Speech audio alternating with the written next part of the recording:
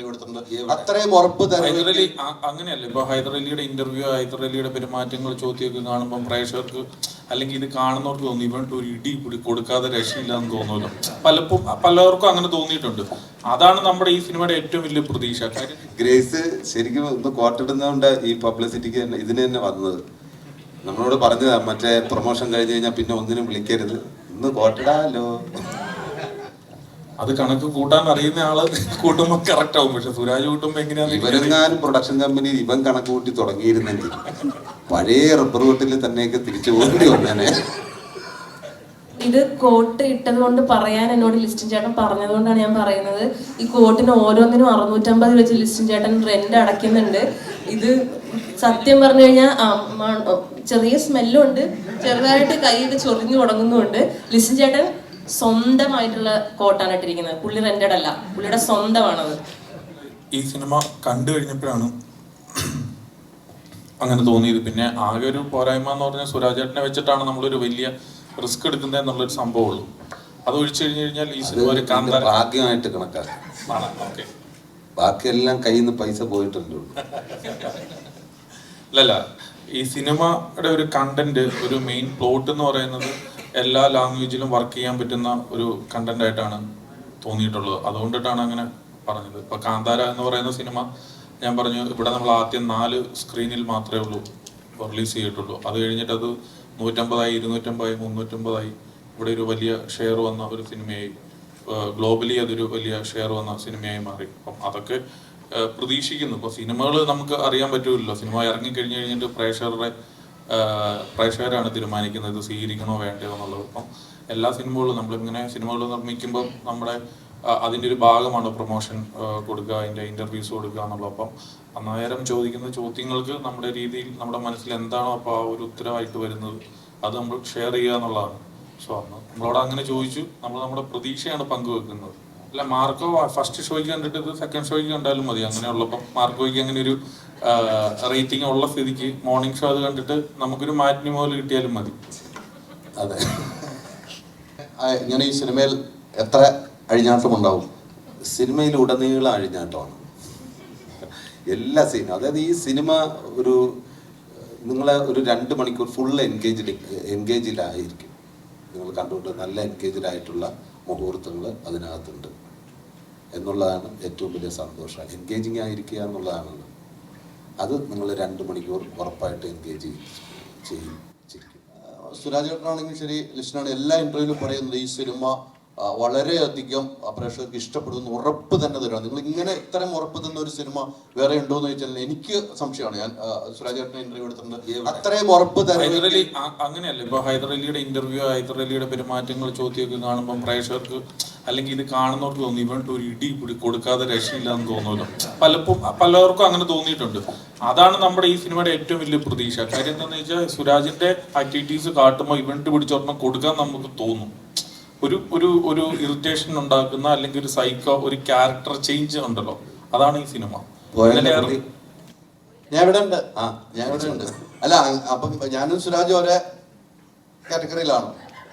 അങ്ങനെയല്ല, എല്ലാം ആരും പെർഫെക്റ്റ് അല്ല. എല്ലാ മനുഷ്യരിലും സൈക്കോ ഉണ്ട്. അത് സാഹചര്യത്തിനനുസരിച്ചിട്ടാണ്. അതങ്ങനെ വരുമ്പോൾ നമുക്ക് കണ്ടു നിൽക്കുന്നവർക്ക് ഇത് സൈക്കോടെ ഇത് അങ്ങനെ തോന്നുന്ന ഒരുപാട് മുഹൂർത്തങ്ങൾ ഈ സിനിമയിലുണ്ട്. ഹൈദരലി ഇന്നാല് ഡാൻസ് കാട്ടി, ഇതെല്ലാം പ്രേക്ഷകർ കാണേണ്ട വന്നില്ലേ? ഡാൻസ് എന്തെല്ലാം പാട്ട് പാടുന്നു, തുള്ളുന്നു, ഇതെല്ലാം കാണികൾ കണ്ടുകൊണ്ടിട്ടിരിക്കുകയാണല്ലോ. അപ്പൊ അങ്ങനത്തെ ഒരു ചെറിയ ലിസ്റ്റിലും ഒരു സൈക്കോ ഉണ്ട്. അതാണ് ഈ വേഷത്തിൽ നിർത്തിയിരിക്കുന്നത്. വേഷം ഇതിനൊന്നൊരു ഞാൻ ഇതിന്റെ ടൈറ്റിലിനോട് നീതി പുലർത്താൻ വേണ്ടിയിട്ടാണ്. ഞാൻ മാത്രമാണ് കുറച്ചുകൂടെ എക്സ്ട്രാ ഡീസന്റ്. ഇപ്പൊ ഗ്രേസ് ഒക്കെ ഇട്ടേക്കുന്ന കണ്ടില്ലേ? ഇതെന്ത് പറ്റിയെന്നുള്ളതാണ്. എന്താ ഇങ്ങനെ ഗ്രേസ് ശരിക്കും ഒന്ന് കോട്ടിടുന്നതുകൊണ്ട് ഈ പബ്ലിസിറ്റിക്ക് ഇതിന് തന്നെ വന്നത്. നമ്മളോട് പറഞ്ഞതാ മറ്റേ പ്രൊമോഷൻ കഴിഞ്ഞ് കഴിഞ്ഞാൽ പിന്നെ ഒന്നിനും വിളിക്കരുത്, ഇന്ന് കോട്ടിടാലോ. ഉദ്ദേശിച്ചിട്ടില്ല. ഇതില് ഫെജോയുടെ സോങ്ങിലാണെങ്കിലും സുരാജേട്ടന് കുറെ ഡാൻസ് മൂവ്സ് നമുക്ക് കാണാൻ പറ്റി. അപ്പൊ അതൊക്കെ എത്രത്തോളം പ്രയാസകരമായിരുന്നു? അതെല്ലാം അതിന്റെ എക്സ്പീരിയൻസ് ഒക്കെ ആ ഡാൻസ് മാസ്റ്ററോട് തന്നെ ചോദിക്കണം. ഒറ്റ തള്ള സൈക്കിളിലായിരുന്നു സത്യം. കണ്ടില്ല, എനർജി കണ്ടില്ലേ? അങ്ങനെ ചെയ്യിപ്പിച്ച് അദ്ദേഹം വിടും. അദ്ദേഹം പറ്റും.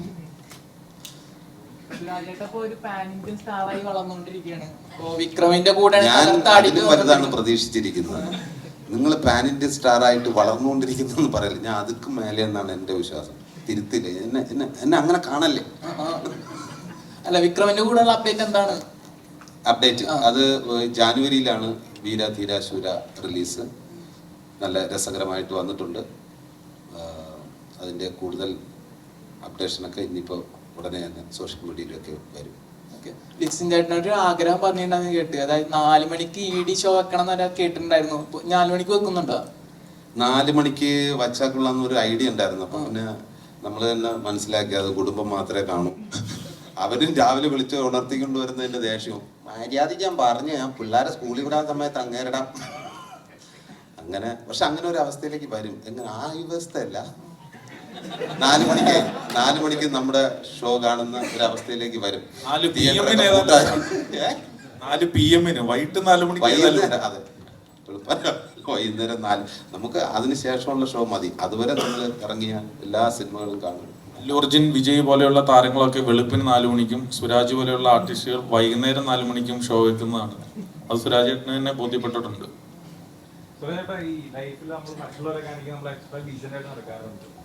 അപ്പോൾ ഈ സിനിമയിൽ എക്സ്ട്രാ ഡീസന്റ് എന്നുള്ളൊരു പേരും അതുപോലെ ഈ കഥാപാത്രത്തിലേക്ക് വരുമ്പോൾ എന്തെങ്കിലും റെഫർ ചെയ്തിട്ടുണ്ടോ? ഡയറക്ടറെ, പുള്ളിയുടെ ആത്മകഥയാണിത്. പുള്ളിയുടെ നമ്മുടെ തിരക്കഥാകൃത്തിന്റെ അതാണ് യഥാർത്ഥ സൈക്കോ. ഇതിന്റെ എഴുത്തുകാരനാണ്. അപ്പോൾ ഇവരുടെ ആത്മകഥ അവർ തന്നെ വിവരിച്ച് തരുമ്പോൾ നമ്മൾ ഈസി ആയിട്ട് അതിലേക്ക് കയറാനും പറ്റി. കണ്ടുകൊണ്ടിരിക്കല്ലേ. ഇൻഡസ്ട്രിയിലെ ഒരു ടോക്ക് ഉണ്ട്. അപ്പൊ ലിസ്റ്റിനാണ് പ്രൊഡ്യൂസർ എങ്കിൽ ലാഭം കൊയ്തരെ പോകത്തുള്ളൊരു ടോക്ക് ഉണ്ട്. ഉണ്ട്, അത് കറക്റ്റാണ്. കാരണം കഥ കേൾക്കുന്നത് ഞാനാണ്. ഞാൻ കഥ കേട്ട് ഓക്കെ എല്ലാം പറഞ്ഞ് സന്തോഷം എന്ന് പറയുന്ന പുള്ളിയുടെ കൂടെയുള്ള ആളാണ്. സന്തോഷേട്ടൻ്റെ ഞാൻ പറഞ്ഞു കഥ കേട്ട് ഞാൻ നല്ല കഥയൊക്കെ ഒന്ന് ഷെയർ ചെയ്യും. ഷെയർ ചെയ്തിട്ട് പുള്ളി ആ കഥയും കേട്ടിട്ട് ഉടനെ എന്നോട് പറഞ്ഞു ഇത് ലിസ്റ്റിൻ സാറിനെ കൊണ്ട് ചെയ്യിപ്പിക്കാം. ഞാൻ പറഞ്ഞു എടി ഞാൻ ചെയ്യാൻ വേണ്ടി ഇരിക്കുകയാണത്. അല്ല, സാറിന് കൂടെ വരും, അത് വേറൊരു ലെവലെത്തിക്കും എന്നൊക്കെ പറഞ്ഞു. നിങ്ങൾ കണ്ടല്ലോ ലെവലെല്ലാം. പിന്നെ ഇപ്പം ഞാൻ കാണുന്നത് 2 പ്രാവശ്യം. ഒന്ന് അതിൻ്റെ ഷൂട്ടിംഗ് തീരുന്ന ദിവസവും പിന്നെ അതാണ്ട് ഈ പ്രസ് മീറ്റിംഗ് ഓഡിയോ ലോഞ്ചിനും കണ്ട് 3ാമത്തെ വട്ടം. കണക്കുകളൊക്കെ കറക്റ്റ് ആയിരുന്ന? അത് കണക്ക് കൂട്ടാൻ അറിയുന്ന ആള് കൂട്ടുമ്പോൾ കറക്റ്റ് ആവും. പക്ഷെ സുരാജ് കൂട്ടുമ്പോ എങ്ങനെയാ? ഇവരെങ്ങാനും പ്രൊഡക്ഷൻ കമ്പനിയിൽ ഇവൻ കണക്ക് കൂട്ടി തുടങ്ങിയിരുന്നെങ്കിൽ പഴയ റബ്ബർ വെട്ടിൽ തന്നെയൊക്കെ തിരിച്ചു പോകേണ്ടി വന്നേനെ. സംഭവം അതിനൊക്കെ ലിസ്റ്റിന് ആളിനെ വെച്ചിട്ടുണ്ട്. കറക്റ്റ് പുള്ളിയുടെ കൂടെ കട്ടയ്ക്ക് നിൽക്കുന്ന കുറേ ആൾക്കാരുണ്ട്. പിന്നെ നമ്മൾ കണക്ക് ഇതുവരെ നോക്കിയിട്ടില്ല. ഒന്ന് റിലീസ് 20-ാം തീയതിയാണ്. നിങ്ങൾ എല്ലാവരും കൂടെ കണക്ക് നോക്കാനായിട്ടുള്ള ഒരു സാഹചര്യം ഉണ്ടാക്കി തരണം. എനിവേ, നിങ്ങൾ പ്രതീക്ഷിക്കുന്ന നിങ്ങളുടെ കണക്കുകൂട്ടലുകൾ തെറ്റിച്ചുകൊണ്ടിട്ട് ഈ സിനിമ ഒരു വിജയമാകും എന്നുള്ളതാണ് എനിക്ക് ചെയ്യാൻ തോന്നുന്നത്. കാരണം ഇന്നലെ ആയിരുന്നു പടത്തിന്റെ സെൻസർ. ഞാൻ സെൻസർ ഓഫീസറുമായിട്ട് പോലും സംസാരിച്ചിട്ടുണ്ടായിരുന്നു. അദ്ദേഹം ഭയങ്കര പോസിറ്റീവായിട്ട്, കാരണം നമ്മുടെ പല സിനിമകളും നമ്മൾ സംസാരിക്കാറുണ്ട്, പക്ഷെ അദ്ദേഹം വളരെയധികം പോസിറ്റീവായിട്ട് ഈ സിനിമ ഭയങ്കരമായിട്ട് എന്റർടൈനറാണ്. സിനിമ എല്ലാവരും നന്നായിട്ട് പെർഫോം ചെയ്തിട്ടുണ്ട്. ഇതിന്റെ മ്യൂസിക്കായിട്ട് എല്ലാം നല്ല രീതിയിൽ വന്നിട്ടുണ്ട്. കൃഷ്ണ ഇതൊരു വിജയിക്കുന്ന സിനിമയായിട്ടാണ് നമുക്ക് തോന്നിയിരിക്കുന്നതെന്നാണ് അപ്പം ഒരു പുറത്തുനിന്നുള്ള ഒരാൾ കണ്ടപ്പോൾ പറഞ്ഞത്. സിനിമയുടെ പല ആളുകളും കണ്ടിട്ടുണ്ട് കേട്ടോ, പല ആളുകളും അഭിപ്രായം പറഞ്ഞിട്ടുണ്ട്. സോ നമ്മൾ അതിലൊക്കെ വിശ്വസിക്കുന്നു.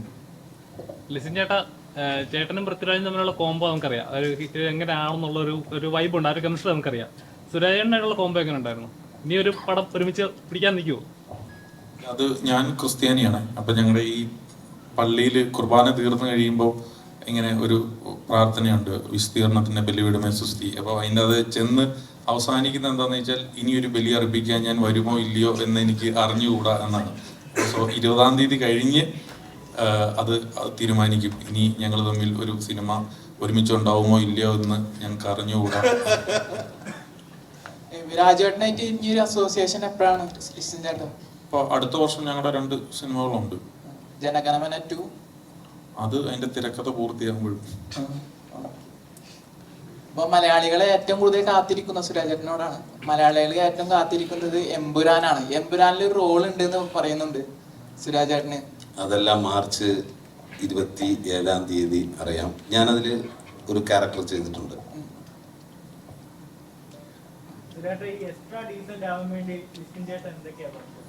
ഇന്ന് കോട്ടിട്ട് നോക്കാം, അതിലും പരിഗണിച്ചില്ല അടുത്ത പരിപാടി ഇറക്കാമെന്ന് പറഞ്ഞു. ഞാൻ പറഞ്ഞു ഇതാണ് ഇതിന്റെ പബ്ലിസിറ്റിയുടെ ലാസ്റ്റ് പരിപാടി.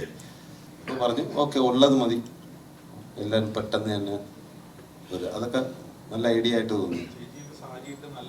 നല്ല സാരിയൊക്കെ കൊടുത്ത് ഗംഭീരാക്കി വന്ന ലിസ്റ്റിൻ ചെന്ന് ഒരു പ്രൊഡ്യൂസർ ചെന്നിട്ട് ഇല്ലേ ചെയ്തല്ലെന്ന് പറഞ്ഞിട്ട് തട്ടിക്കൂട്ടി എവിടെ ഇരുന്ന കോട്ട് ഇപ്പോഴും അവരിങ്ങനെ ചൊറിയുന്നുണ്ട്. ലിസ്റ്റ് ഒരുത്തേ ഇത് എടുത്തോണ്ട് തന്നിട്ട് എന്റെ പറഞ്ഞ അറബിക്കഥയുടെ കോട്ടാണെന്ന് ചോദിച്ചു. നമസ്കാരം, പ്രിയപ്പെട്ട എല്ലാവർക്കും നമസ്കാരം. എൻ്റെ കഥാപാത്രം ബിനുവിൻ്റെ അമ്മയാണ്. ബിനുവിനെ ഏറ്റവും സ്നേഹിക്കുന്ന അമ്മയാണ്, പക്ഷെ പ്രാക്ടിക്കൽ അമ്മയാണ്. അതെന്താണെന്ന് നിങ്ങൾ പടത്തിൽ കണ്ടോളൂ. എനിക്കൊരു കാര്യം പറയാനുണ്ട്.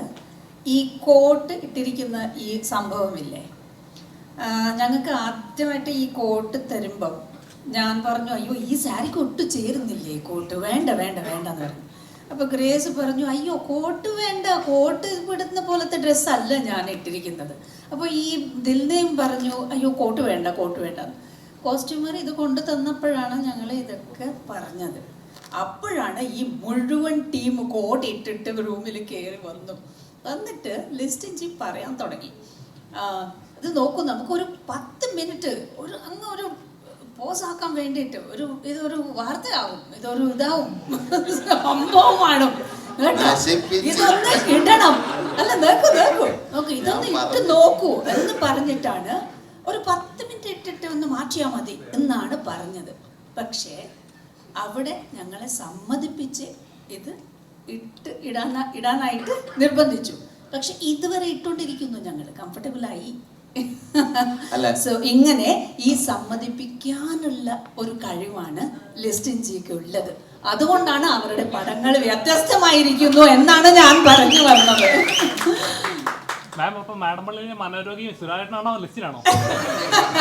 അയ്യോ മനോരോഗിയല്ലേ, ചികിത്സിക്കാൻ വന്ന എല്ലാവരും സൈക്യാട്രിസ്റ്റ് ആണ്, എല്ലാവരും എന്താ വൈദ്യന്മാരാണ്. പിന്നെ ആമിർജി ആദ്യമായിട്ട് ഈ പടത്തിനെ കുറിച്ച് ഈ കഥ എനിക്ക് പറഞ്ഞു തരുമ്പോൾ എനിക്ക് പല ചോദ്യങ്ങളുണ്ടായിരുന്നു അങ്ങോട്ട്. എല്ലാ ചോദ്യത്തിനും ഒരു സമാധാനകരമായ ഉത്തരമാണ് എനിക്ക് ആമിർജി തന്നത്. എന്നിട്ടാണ് ഞാൻ ഈ ക്യാരക്ടർ ചെയ്ത് നോക്കാം എന്നാണ് ഞാൻ ഇതിന് സമ്മതിപ്പിച്ചത് പോലും. നന്നായിരുന്നു, വെരി നൈസ് എക്സ്പീരിയൻസ്. ഈ ഇഡി കുടുംബം, ഈ കന്നഡയിൽ ഒരു വാർത്തയുണ്ട്, ഇടി എന്ന് പറയുമ്പോൾ അത് മുഴുവൻ എന്നാണ് പറയുന്നത്. അപ്പോൾ ഇടി കുടുംബം, മുഴുവൻ കുടുംബം കൊള്ളാം. പിന്നെ ഇതിൽ ഞങ്ങൾ സംസാരിക്കുമ്പോൾ പറയാറുണ്ട്, എൻ്റെ കോഫിയിൽ കുറച്ച് എക്സ്ട്രാ ഷുഗർ ഇടണേ, കുറച്ച് എക്സ്ട്രാ പവർഫുൾ ആക്കണേ, എക്സ്ട്രാ കടുപ്പം ഉണ്ടാവണേ എന്നൊക്കെ പറയാറുണ്ട്. അങ്ങനെ ഇത് ഞങ്ങളെല്ലാവരും ഇപ്പോൾ എക്സ്ട്രാ ഡീസെൻ്റായി. പിന്നെ ഈ സിറ്റിയിൽ കയറി വരുമ്പോൾ തന്നെ ജംബോ എക്സ്ട്രാ സ്പെഷ്യൽ പോസ്റ്റേഴ്സ് ഉണ്ടായിരുന്നു. ഒരു മഞ്ഞ കളറിലെ വലിയ പോസ്റ്റേഴ്സ് ഒക്കെ കാണുമ്പോൾ ഭയങ്കര സന്തോഷമാണ്. അപ്പോൾ എക്സ്ട്രാ പോസ്റ്റേഴ്സുമായി അങ്ങനെ ഇത് എക്സ്ട്രാ ഹിറ്റ് സിനിമ ആയിരിക്കണം എന്നാണ് എല്ലാവിധ ആശംസകൾ. Thank you. അപ്പോൾ നമുക്കൊപ്പം ദില്ലയുണ്ട്. ദില്ല ക്യാരക്ടറിനെ കുറിച്ച്. ഞാൻ ഇതിൽ സുരാജേട്ടൻ്റെ ഗേൾ ഫ്രണ്ടായിട്ടാണ്. അപ്പോൾ സുരാജേട്ടൻ്റെ എക്സ്ട്രാ ഡീസൻറ്റ് മുഖം മാത്രം കാണാൻ ഭാഗ്യമുള്ള ഒരു ഗേൾ ഫ്രണ്ടായിട്ടാണ് സിനിമയിലുള്ളത്. ബാക്കി സിനിമ കാണുമ്പോൾ മനസ്സിലാവും. എനിക്ക് ഒരു കാര്യം കൂടി പറയാനുണ്ട്. ഈ സുരാജ് എന്ന് പറയുന്ന ആർട്ടിസ്റ്റേ ഭയങ്കര അൺപ്രഡിക്റ്റബിൾ എക്സ്ട്രാ ആർട്ടിസ്റ്റാണ്. ഞങ്ങൾക്ക് കുറേ പടത്തിലൊക്കെ കണ്ടതാണ്, പക്ഷെ ഇതിലൊരു വേറൊരു ലെവൽ എക്സ്ട്രാ ഡീസൻസിയാണ് കാണിച്ചിരിക്കുന്നത്. അവരുടെ മുമ്പിൽ വെച്ച് അഭിനയിക്കാൻ നിൽക്കുമ്പോൾ നമ്മൾ അങ്ങനെ കണ്ട് നോക്കിക്കൊണ്ടിരുന്ന് പോകും. അതുവരെ he is an extra unpredictable performer and it is my honor to share the screen with him as his mother. Thank you. ഒരു കാര്യം കൂടെ പറഞ്ഞോട്ടെ. ഞാൻ നേരത്തെ പറഞ്ഞില്ലേ ശ്യാമിനെ തലേ ദിവസം വിളിക്കും എന്നുള്ളത്. സുരാജേട്ടൻ്റെ ഈ എക്സ്ട്രാ ഡീസൻസി മാം പറഞ്ഞപ്പോൾ ഓർത്തൊരു കാര്യമാണ്. നമ്മൾ ഷോട്ട് എടുക്കുന്ന സമയത്ത് ആക്ടേഴ്സ് നമ്മളോട് വന്നിട്ട് നീ എന്താ ചെയ്യാൻ പോകുന്നത് എന്നൊക്കെ ചോദിക്കുന്നത് എക്സ്പീരിയൻസ് ഉണ്ട്. പക്ഷേ പിറ്റേ ദിവസം എടുക്കാൻ പോകുന്ന കാര്യം തലേ ദിവസം വിളിച്ച് ചോദിച്ച് മനസ്സിലാക്കുന്നത് അതെനിക്ക് ഭയങ്കര ഒരു ചില സമയത്ത് വിയേർഡായിട്ട് വന്നു. നമ്മൾ മറ്റേ എക്സാം എഴുതുന്ന സമയത്ത് വെച്ചാൽ നീ പഠിച്ചിട്ടുണ്ടായിരുന്നോ? അപ്പം നമ്മൾ പറയില്ല ഞാൻ പഠിച്ചില്ല. അപ്പം ക്ലാസ്സിൽ റിസൾട്ട് വരുമ്പം ആ കുട്ടിക്കായിരിക്കും ഫുൾ മാർക്ക്. അങ്ങനത്തെ ഒരു ടീമാണിത്. എല്ലാ ദിവസവും ശ്യാമിനെയും എന്നെയും വിളിച്ചിട്ട് നാളെ എന്താ ചെയ്യാൻ പോണേ, അപ്പോൾ നമ്മൾ എല്ലാ ഡീറ്റെയിലും പറഞ്ഞു. സുരാജേട്ടനല്ലേ വിളിക്കുന്നത്, ആക്ടർ കം പ്രൊഡ്യൂസറും കൂടെയാണ്. നമ്മളെല്ലാം അങ്ങ് മനസ്സ് തുറന്ന് പറയും. പിറ്റേ ദിവസം വന്ന് നിന്നിട്ടൊരു നേരെ നമ്മൾ പറഞ്ഞതിൻ്റെ അപ്പുറമാണ് ചെയ്യണം. നമ്മളവിടെ നിന്നിട്ട് ഇതെന്താ ഈ മനുഷ്യൻ ഇങ്ങനെ ചെയ്യണേ എന്ന് തോന്നിപ്പോകുന്ന രീതിയിലൊരു പെർഫോമൻസ് ആണ് പുള്ളി കാഴ്ചവെക്കുന്നത്. ഇതിൻ്റെ പോസിറ്റീവ് ഞാൻ പറയാൻ ശ്രമിക്കുന്നത്, പുള്ളി മാം പറഞ്ഞത് 100% കറക്റ്റാണ്. അൺപ്രഡിക്റ്റബിൾ ആണ്. നമ്മൾ പിടിച്ചു നിന്നാലേ നമുക്ക് അവിടെ നിലനിൽപ്പുള്ളൂ എന്ന് പറയുന്ന ഒരു കൈൻഡ് ഓഫ് പെർഫോമൻസ് ആണ് ബിനു ഇതിനകത്ത് ചെയ്തു വെച്ചിരിക്കുന്നത്. ഇത് കോട്ട് ഇട്ടത് കൊണ്ട് പറയാൻ എന്നോട് ലിസ്റ്റിൻ ചേട്ടൻ പറഞ്ഞതുകൊണ്ടാണ് ഞാൻ പറയുന്നത്. ഈ കോട്ടിന് ഓരോന്നിനും 650 വെച്ച് ലിസ്റ്റിൻ ചേട്ടൻ റെന്റ് അടയ്ക്കുന്നുണ്ട്. ഇത് സത്യം പറഞ്ഞു കഴിഞ്ഞാൽ ചെറിയ സ്മെല്ലും ഉണ്ട്, ചെറുതായിട്ട് കൈയൊക്കെ ചൊറിഞ്ഞു തുടങ്ങുന്നുമുണ്ട്. ലിസ്റ്റിൻ ചേട്ടൻ സ്വന്തമായിട്ടുള്ള കോട്ടാണ് ഇട്ടിരിക്കുന്നത്. പുള്ളി റെന്റഡ് അല്ല, പുള്ളിയുടെ സ്വന്തമാണത്. തീർച്ചയായിട്ടും സ്റ്റാറുകൾ തൂക്കുന്നുണ്ട് ഇഷ്ടം കൂടി ക്രിസ്മസിന്. അതിന്റെ കൂടെ ഇഡി വന്ന് നമ്മളെ തൂക്കാതിരുന്നത്, പക്ഷെ നമ്മള് ഇഡിനെ തൂക്കും എന്നുള്ള ഒരു പ്രതീക്ഷ കൊണ്ടിട്ടാണ് ജനുവരി 10-ാം തീയതി റിലീസിനിരുന്ന സിനിമ പ്രീപോണ്ട് ചെയ്ത് നമ്മൾ ഡിസംബർ 20-ാം തീയതി മറ്റ് സിനിമകൾക്കൊപ്പം മത്സരിച്ച് ഒരു റിസൾട്ട് കൊണ്ടുവരാൻ പറ്റുമോ ഇല്ലയോ എന്നുള്ള നോക്കാന്ന് പറയുന്നത്. ഇതൊരു ചലഞ്ചിങ് ആയിട്ടുള്ള കാര്യമാണ്, നമുക്കൊരു ആവശ്യമില്ലാത്ത കാര്യമാണ്. ആക്ച്വലി നമുക്ക് തനിയായിട്ട് റിലീസ് ഉള്ളപ്പോൾ നമ്മളൊരു ഡിസ്ട്രിബ്യൂഷൻ ചെയ്യുന്ന ഒരു നല്ലൊരു കമ്പനിയാണ്. അപ്പോൾ അതുകൊണ്ടിട്ട് നമുക്ക് അങ്ങനെ സിംഗിൾ റിലീസ് കിട്ടുന്ന ഡേറ്റ് നോക്കി റിലീസ് ചെയ്യാനായിട്ട് PVN പറ്റും. അല്ലെങ്കിൽ മറ്റു സിനിമകൾ ഒപ്പം ഉണ്ടെങ്കിൽ അവരോടൊക്കെ പറഞ്ഞ് നമുക്കൊരു മ്യൂച്വൽ അണ്ടർസ്റ്റാൻഡിങ്ങിൽ റിലീസ് ചെയ്യാൻ പറ്റും. ഞാൻ ഈ ആഴ്ച ചെയ്യാം, നിങ്ങൾ അടുത്ത ആഴ്ച ചെയ്യുന്നൊക്കെ പറഞ്ഞ് ഒരു കോമ്പറ്റീഷൻ ഒഴിവാക്കിയൊക്കെ ഞങ്ങൾക്ക് സിനിമകൾ ചെയ്യാനായിട്ട് പറ്റും. പക്ഷെ അതൊക്കെ ഒഴിവാക്കി ഡിസംബറിന് തന്നെ ഇങ്ങനത്തെ ഒരു കൊച്ചു സിനിമയെ 20-ാം തീയതി വന്ന് പ്ലേസ് ചെയ്യാം എന്ന് തീരുമാനിച്ചത് ഈ സിനിമയോടുള്ള 100% വിശ്വാസം കൊണ്ടിട്ട് തന്നെയാണ്. നോക്കാം. ശ്യാമേട്ട, അപ്പോൾ ശ്യാമേട്ടൻ അഭിനയിച്ച സിനിമകളെല്ലാം തന്നെ സൂപ്പർ ഹിറ്റ്. അതായത് പ്രേമലു സൂപ്പർ ഹിറ്റ്, അമരനാണെങ്കിൽ പ്രേക്ഷകർ ഒരുപാട് ഇഷ്ടപ്പെട്ട ഒരു സിനിമ. അപ്പോൾ ഇനി ബർത്ത്ഡേ കൂടെ വരുന്നതെന്ന് പറഞ്ഞ് അന്ന് നമ്മുടെ ED റിലീസ് ചെയ്യുന്നു.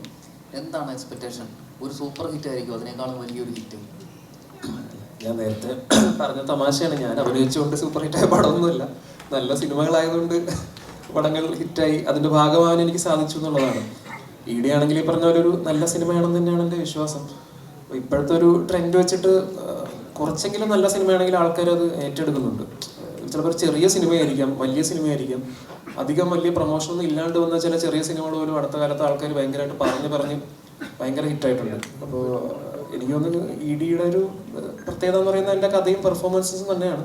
അപ്പോൾ എല്ലാവർക്കും എൻ്റെ ശബ്ദം മാറി, എനിക്ക് നല്ല ജലദോഷവും പനിയും.